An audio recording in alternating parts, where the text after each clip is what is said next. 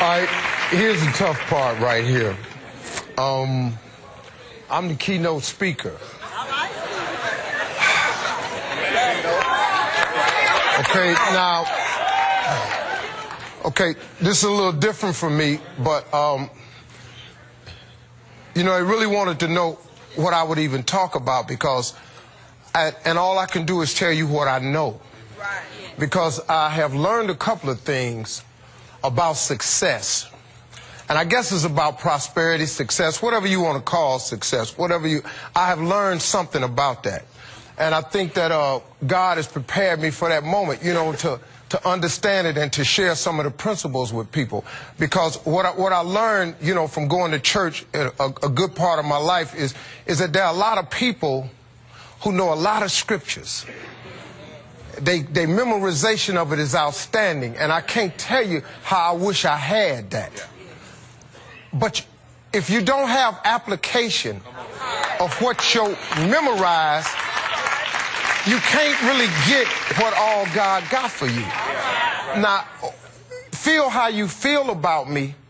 I have acquired some things in life because I knew some scriptures. And I just applied the ones I knew. My mama was a Sunday school teacher, so what she told me, I just applied to my life.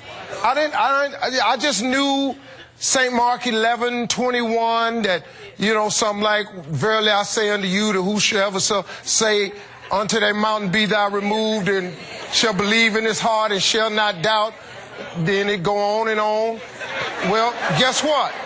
The part that I locked in on was, if you believe in your heart and don't doubt. I locked that in. Well, guess what? If you're a Christian, you should have something to show for it. I'm sorry. I just don't see how God, if I'm his child, that I can't have nothing. I don't understand. Now, you ain't got to have what everybody else got. But you should have a life where you're comfortable. To me, you should. I don't know. Maybe you have a scripture to justify or can explain why you ain't got a comfortable life. But nowhere in there where it says you got to be poor, downtrodden, woe down, sick, tired, distraught, beat up, jagged, ragged, have the least and the less. I have not, if it's in there, I have not located it. And that's the one I'm going to just, if it's in there, I'm going to just let it be in there. I like looking at the upside. See, if God is your father, which he is mine, and you claim him to be yours, then you should benefit from that. I have children who, because of the lifestyle I've worked so hard to acquire, my children don't have to have the life that I had. You all want your children to have a better life than the one you had. How you figure God don't want you to have a better life? I mean, that seems automatic. He your daddy, just like I'm my kid's daddy. You understand? My kids come to me. If they've been doing the things they supposed to do, then I lay them out with it. If you go to God and you've been doing the things you're supposed to do, then he lay you out with it. That's just common sense to me. So what I'm talking to you about is just applying some of these principles that my mama taught me as a Sunday school teacher that then got me to learn a little bit about how to go from the bottom close to the top and how to get from the back somewhere close to the front. I ain't the best stand-up in the world. I ain't the best radio person in the world, but I'm up there. You understand? See, you know, you may not like me, but 7.5 million people do. That's enough to have something to show for it. So what all my message is about some principles. Here's something I learned from a guy. The two most important days of your life, the two most important days of your life is the day you were born and the day you discover why. Man, that's a cool moment, man. You understand? Do you know how valuable it is to be given the gift of life?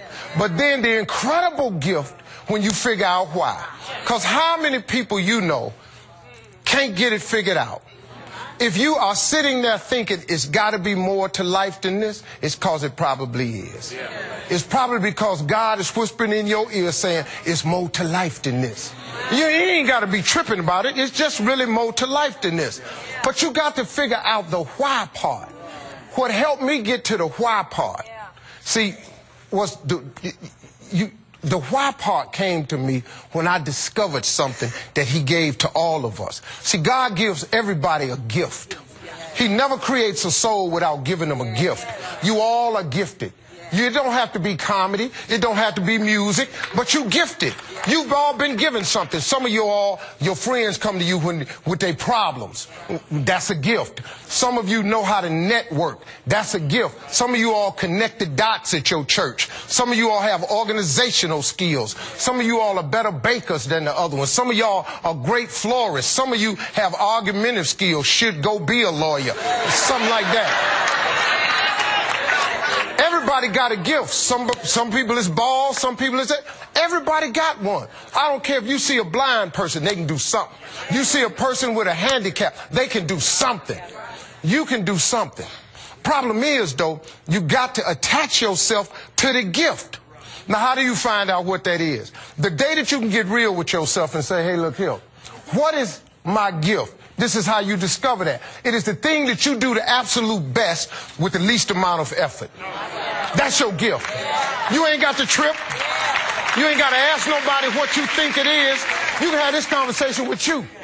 It is the thing that you do the absolute best with the least amount of effort. Them people over there that sing, they don't struggle to sing, it just come out. Michael Jordan don't struggle to play ball, he just play it. You understand? When you have a gift, it's what you do.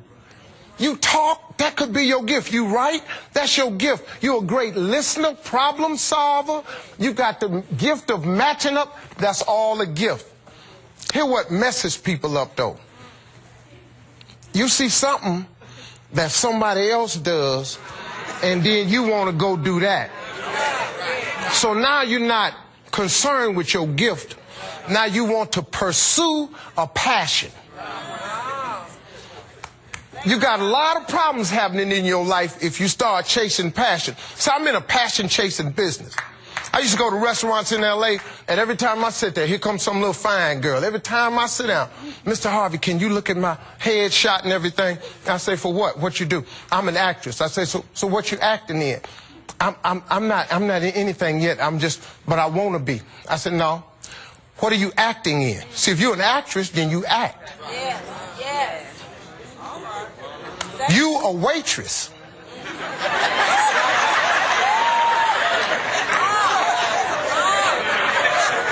Actors have acting gigs. Piano players play piano. Singers sing. See, you ain't got to figure it out. If you ain't doing it, it's because you ain't it. This ain't. But if you are going to pursue I was passionate one time in my life about playing ball. I wanted to play in the NBA. Well, here's the problem. When I ran full speed with the basketball, I ain't have it no more. So now this passion about playing in the league, that's out the question now. I had to find out what my gift was. And when I really ran back over my life, I was funny. I could take comedy and transpose it instantly. I wasn't afraid to come in front of people. That was my gift. When you start to pursue your gift, that leads you to what you should be about. And if you can become passionate about your gift, here where it gets, there's a Bible verse. It's a proverb. I had them. Okay.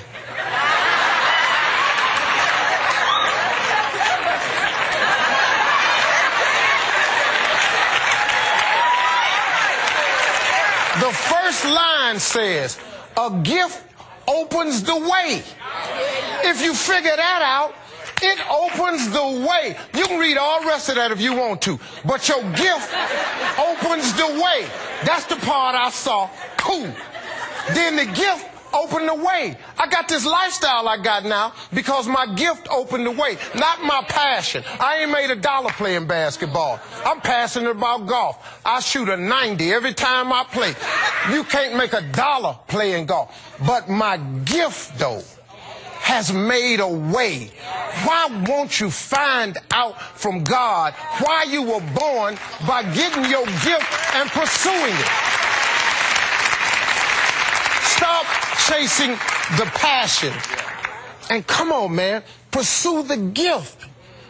You people been tripping yourself out for years chasing something that ain't yours. I want to lead the choir. You ain't the choir leader.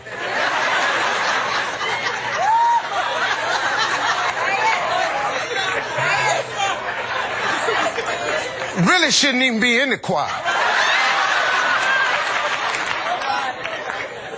Now, once you discover what your gift is, and you go to God to help you prepare to make room for this gift, you got to make preparation. See, now here's the other principle. You got to make preparation. You got to get ready. When I first got out of college, and let me see how I can put this to you. When I first flunked out of college, I got a little job. I used to go to my mama's house all the time. I say, Mama, I didn't have to go far. Just come on downstairs. Now I say, Mama,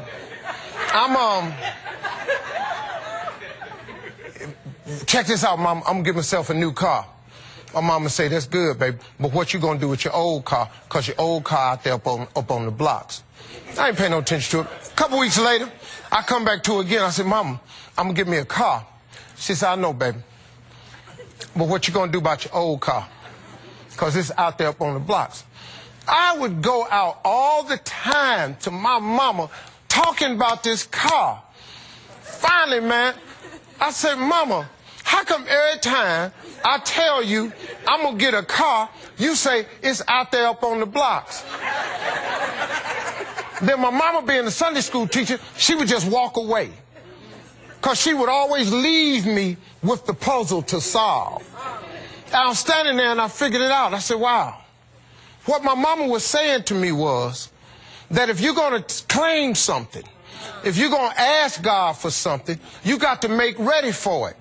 So what I did was, I said, I called my partner up, called the tow truck, had him come pick up the car, take it out. Then I started sweeping the garage, getting it all ready. Got some asphalt cleaning. I cleaned up the garage because I was just getting ready to receive what I'd asked him for. And when I got that car and got that garage all ready to receive, it wasn't 30 days later, it wasn't a new car, but it was a new used car. But I had got it because then I had made ready to receive. If you don't do that, it's not an act of faith.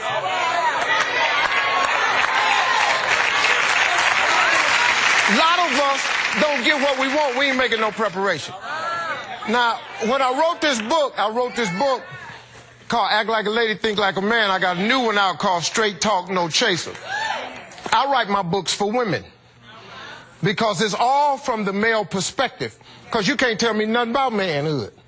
I ain't never took a day off. This is all I've been doing. I done just about everything in the book, so I can put you on to what we think like. It ain't male bashing or nothing. It's just how men think. A lot of you ladies, you talking to God about a man. You want a man. I want the right man. But you keep doing all this in the meantime stuff. So instead of waiting on the right one, you got these men in your life that's in the meantime. You know they ain't no good, so guess what they are? You see them blocks? You got something in your driveway sitting up on blocks. It don't work good. It don't do what it says it's supposed to do. You can't cut it on and get nothing out of it. It don't go to work. It ain't worth a quarter. But you rather have that so you don't have nothing. But if you got rid of